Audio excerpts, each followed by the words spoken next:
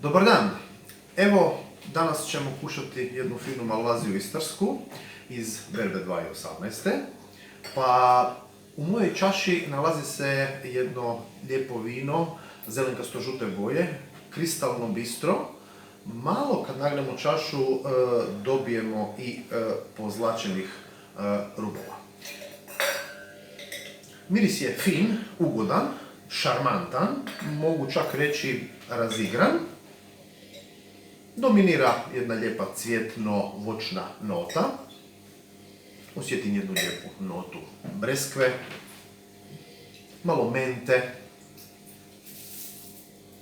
Tu bimo mogli još dodati i možda malo narančine korice.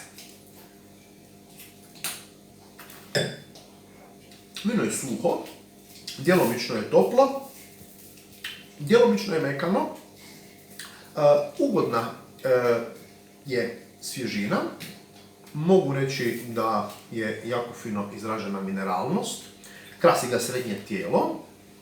S druge strane, u dobroj je ravnoteži, intenzivnost okusa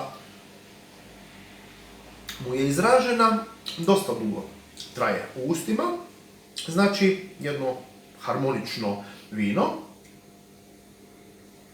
Na aftertastu mislim da bih mogao jednu breskvicu odrediti.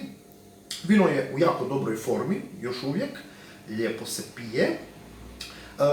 Enogastronomski ovako vino paše fantastično uz topla predjela sa morskim plodovima. Ja bih se odlučio za jedan rižoto sa jadranskim škampima. Vino je bilo u inoksu, znači mogu ga servirati na nekih između 8 i 10 stupnjeva.